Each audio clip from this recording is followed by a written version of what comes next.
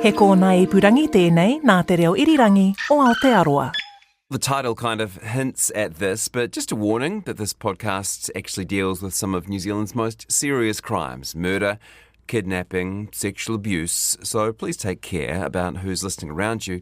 And if you need to talk to someone, there are free trained counsellors at Helpline. Just call or text 1737.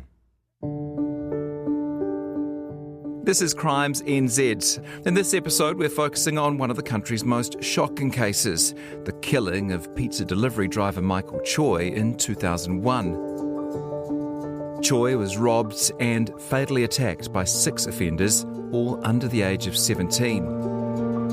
Bailey Jr. Kurariki was 12 at the time and became New Zealand's youngest convicted killer. This was a one strike with a baseball bat. And it brings into line one of the big themes is that youth, they don't understand the consequences.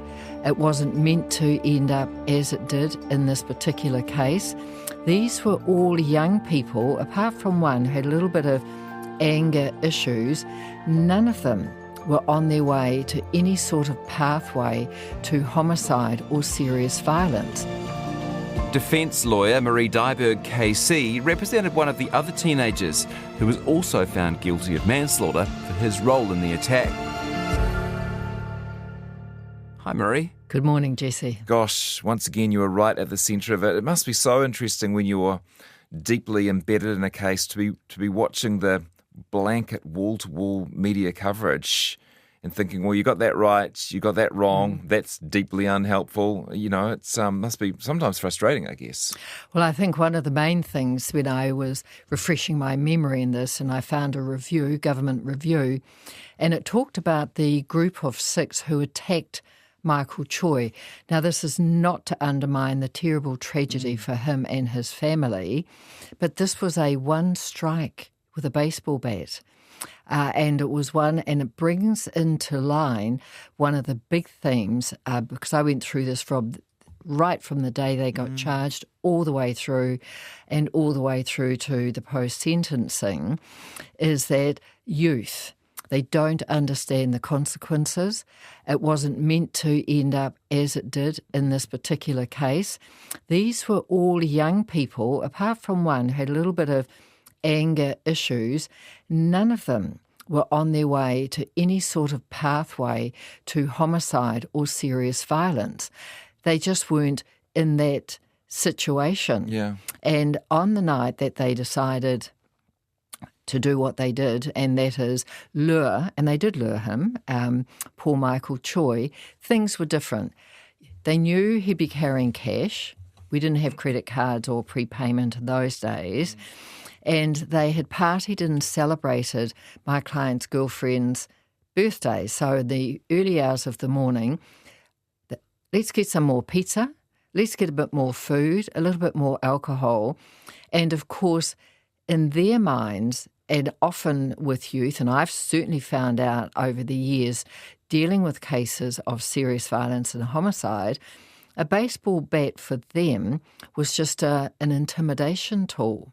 It was never going to be a lethal weapon. And so they were going to either present it, they might give him a hit, that would make him hand over the money and the pizza, and that's all there was to it. The interesting sideline for this was my godson, who was 17 at the time. During this trial, I arrived home to debrief with my other lawyer who was helping me, Lee Langridge, and he had a friend who, innocent party, got hit with a baseball bat, but luckily they could deal with him straight away and take part of his skull out, so the brain had somewhere to go. And my godson said, well, I was the only one who wasn't crying and saying, my friend's going to die. So we said, I said, well, why? Because somewhere in his mind, he's so strongly attached to his family, very strong family, and he was not going to cause grief. And my godson, who was living with me at the time, said, no, because nobody gets killed with one hit with a softball bat. And there it was. And that is exactly, they do not see the consequences of one, in this case death, two, a life imprisonment. No. They just do not see those consequences. No, I mean, so many crimes, just stupid decisions or poor regulation of emotions. Yeah. It's not always the calculating kind of premeditated thing we think it is. Lots to chat about, and we always kind of start our episodes by talking about the victim. Who was Michael Choy? Well, Michael Choy, he was one of three children. Father was a doctor. The parents were separated.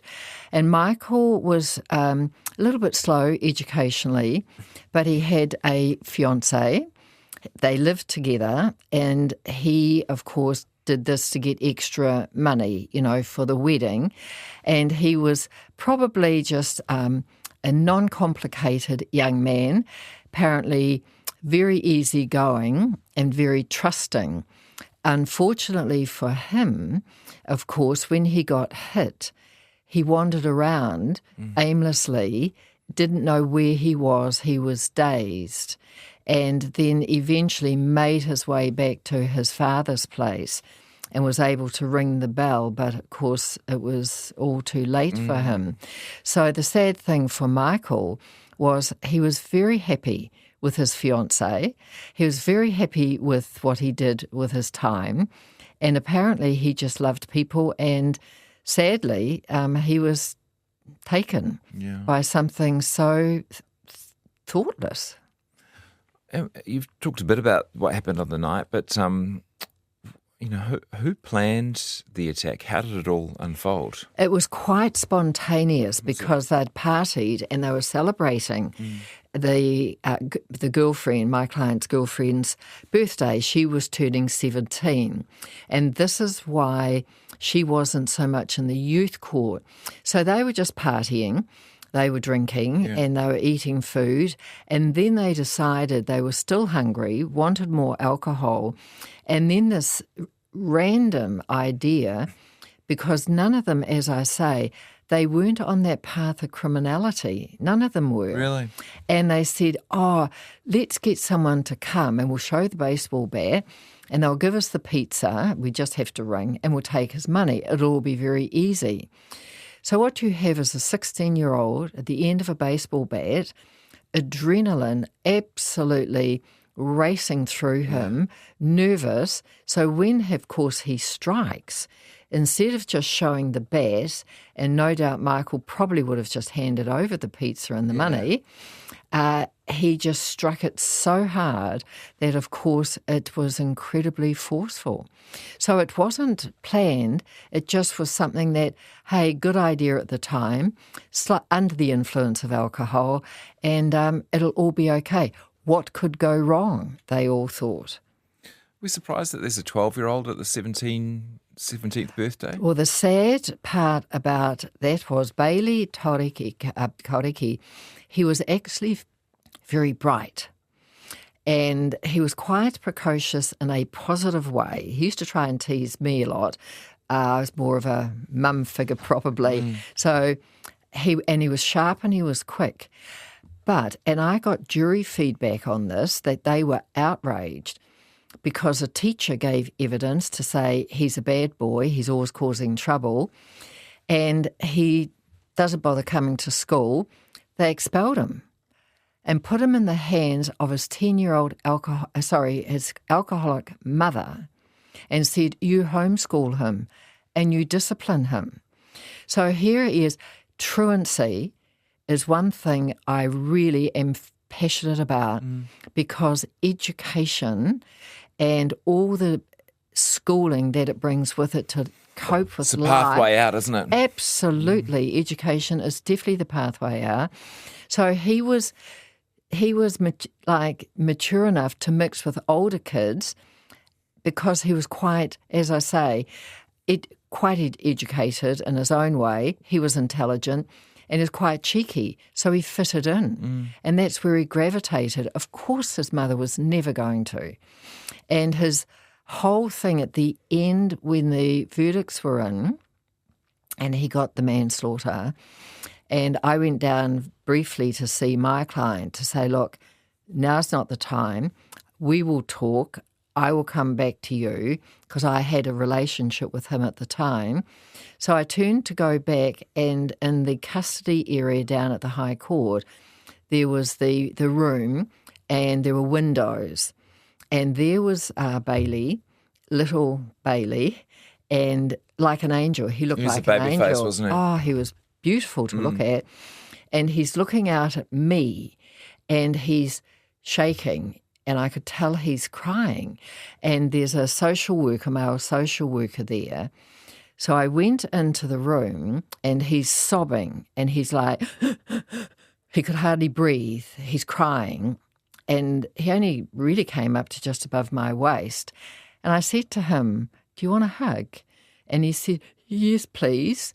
And he just grabbed hold of me. Gosh. But the social worker over his head said, thank you so much. We're not allowed to touch them. He wanted the social worker to actually do what I did, but they're not allowed to. And there was the little boy that can't believe how we're in this situation. And the true impact for him was not a callous killer at all. It was this lonely, lost boy, lost to the system. The school kicked him out. Where else was he going to go? Yeah, there'll be some people listening who will be uncomfortable with giving him any sort of humanity or empathy or understanding. They might feel as if this is somehow justifying or ameliorating what he did, but it's really just to point out how these things, how someone might get to the stage in their life when they're completely abandoned by everyone, when they don't seem to have many options. They have one stupid night. Some people might see it as, evil, what they've done, whatever, but I think it does help to see the human inside. These were not evil people. My clients' parents took them from where they were living because they were getting into trouble and wanted a better life for them. And they were both hard workers and educated. These were not killers. These were not evil, awful people. But you need to look and say, what were the at-risk signs and how do you get into early intervention? It doesn't help Michael Choy. He still remains dead. But they had all the things that, as I say, truancy. They weren't at school. They got behind in school. They got into other peers who had nothing else to do. So they sit round through the day, probably smoke a bit of dope at that time, and talk about what's cool and whatever in this unreal world they live in. Yeah. And you can pick those kids up early. And if we only put the money and the resources, we wouldn't have had all of this loss and costs.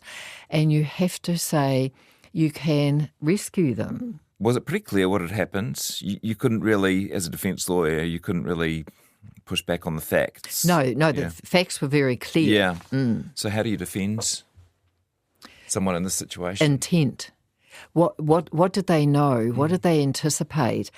Did they have murderous intent, or was it manslaughter where you were, part of something that could have led to you could have got a full acquittal, perhaps.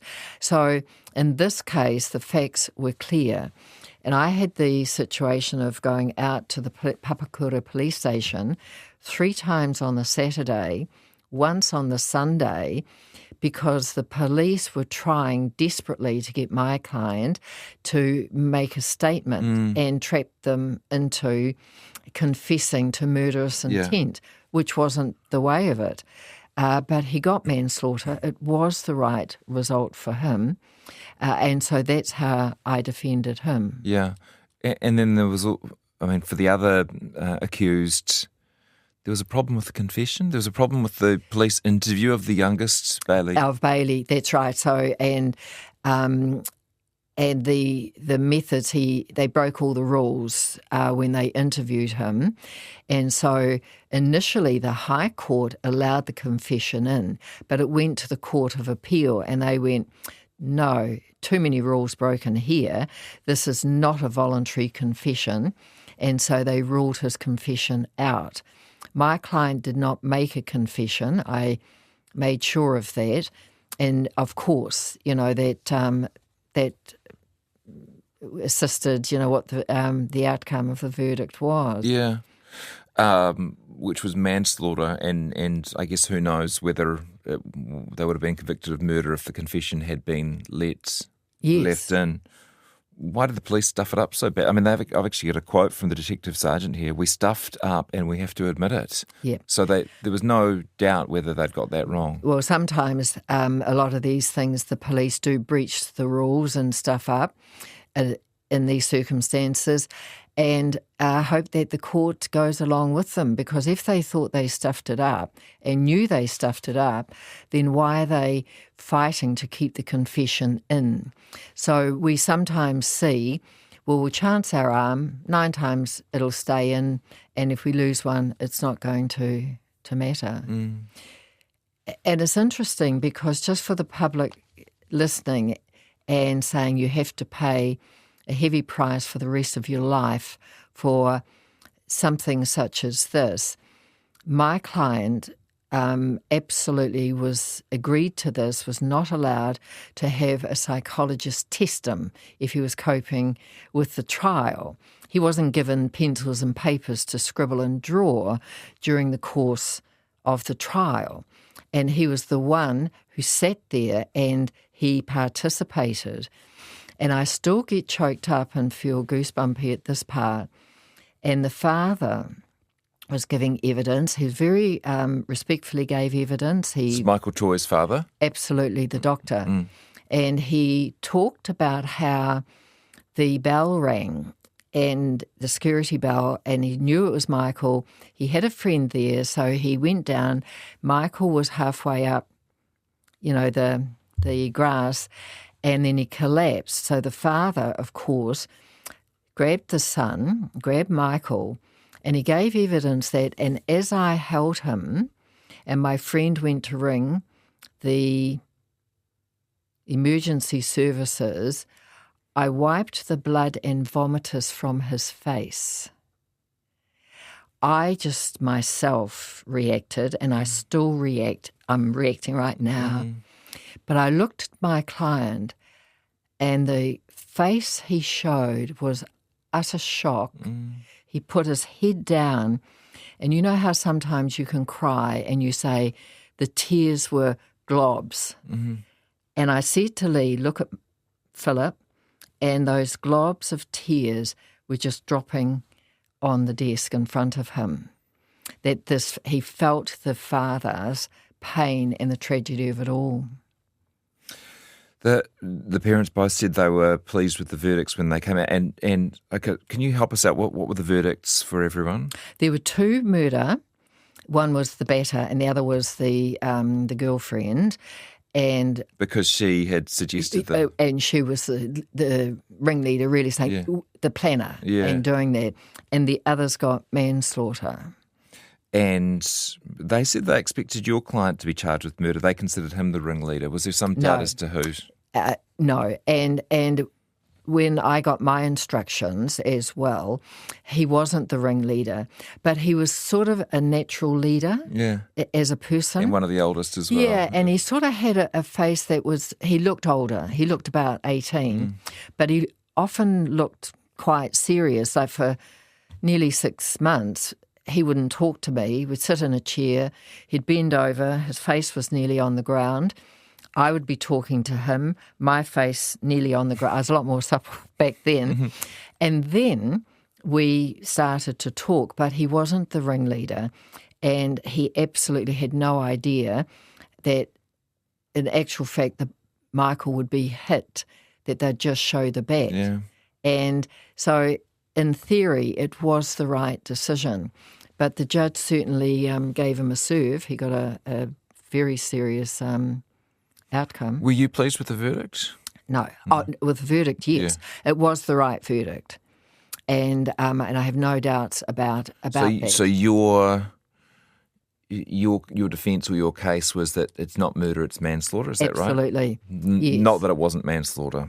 No, it wasn't a full acquittal. Okay. And the the media attention. Lots of people will remember, Yes. the New Zealand's youngest killer. Does that affect your job at all? No, it didn't affect my job, but I really felt for Bailey, who suffered for many years later. And some people might say, well, he's all part and parcel. Yeah. He was 12 years old and he would be stepped out, when he was in the youth homes. You think Because he was famous. Oh, famous. You think you're so tough. And every time there was so much publicity, there's Bailey, youngest killer in New Zealand. How is he ever going to properly rehabilitate, learn to cope with the fact he was part of taking somebody's life, when there it was again, and people berating him, labelling him for the evil person that he never was. So there was real consequences for him that were way disproportionate to what his punishment should be. Of course he should have been punished, but not like that. What happens to a 12-year-old who's convicted of manslaughter? Exactly. And when you have an alcoholic mother and a father who's not around, where are they? They're put in some sort of home where they're underfunded and under-resourced. They're put in there with older people who are more criminal. That's all they talk about. Some of them are good. With my client, and he's not the only one actually, because I had another 16-year-old charged with murder, got manslaughter. They have hidden talents. And with my client, with Philip, he discovered music. He discovered he could play the guitar. And he was a leader. But the other thing he could do was he could write. He wrote poetry. He wrote thoughts in a way I could never have written. And I was able to ask for some of this, and I would get it from him. And he learned that he was actually a poet. Never knew it before. But he wouldn't have learned that had he kept going on the path he was going. So was he rehabilitated? Did he get his life back on track? Yes, he did. He had one little slip up, but he's well settled. His family, he's got children, and he has, I think, because he took responsibility, and in the public eye, he didn't scribble and draw, and he didn't look to a psychologist to baby him. He fronted up and faced what he did, and he talked to me like that. And after it was over, he did actually ring me after the verdict sometime, and we kept in touch. And he said, "Oh, you're still my lawyer?" I said, "Oh, Philip, we're joined at the hip. Of course I'll be your lawyer." He said, "Oh," he said, "that's good." He said, "because I really think you're my friend as well." Yeah. And that's a boy who took responsibility and himself was able, but he also had good parents. He was lucky he had good parents. What happened to Bailey Kuririki, who presumably is, late 30s now? Yes, he would be, because back then, 12 years old. He went through a few minor callbacks, and there were the media, photos and all the rest of it. What do you mean callbacks, as in got in trouble again? But minor, really minor sort of things, minor things. But there's all the publicity again. I'm not sure where he is at the moment. I think for a while he was going to go to Australia, where he wasn't known. And I was able to keep kind of knowledgeable about where he was, but I wouldn't know for the last 15 years. The whole thing's desperately sad, isn't it? Very sad. Very sad. And Michael Choy's mother, I understand she lost faith in the justice system during the process. I don't know if you had much contact with the family. No, we usually don't. Yeah. We usually don't. Okay. And did the case have an effect on public policy or anything? Because the whole country's watching, and there was suddenly, presumably, this fear or feeling that youth crime was out of control. Yes. Well, there was a government review of this particular case in particular, and there was a think tank, and there were policies and intervention strategies that was set. You can find it on the report highlights 3 key areas for improvement: identifying the causes of criminal behaviour and effective interventions. That's sort of what you were talking about. Yes. Keeping young people engaged in education, what you were saying, and ensuring better training and coordination among those responsible for responding to youth offending. Well, if you spot a problem, everyone should know about it. And I'm a great believer and supporter, and certainly have been for many, many years, of community policing and getting police officers back in the community, back on the street, getting to know the families, so the families get to know and trust the police. They come then to the police. My boy's out of control, and of course we had the glue sniffing period as well. But that was that review. Sadly, in the best will in the world, it's the same as the recent military boot camp initiative. Not funded, not resourced, and yet you think of all the money that's spent keeping people in prison, victims, what they go through. It doesn't make sense. We know what the solutions are. Just give us the right people and the resources, and you will avoid so many of these cases. It's simple. Really appreciate you coming in. Thank you. Thanks, Jesse. Defence lawyer Marie Dyhrberg in for Crimes NZ on the 2001 killing of pizza delivery driver Michael Choy.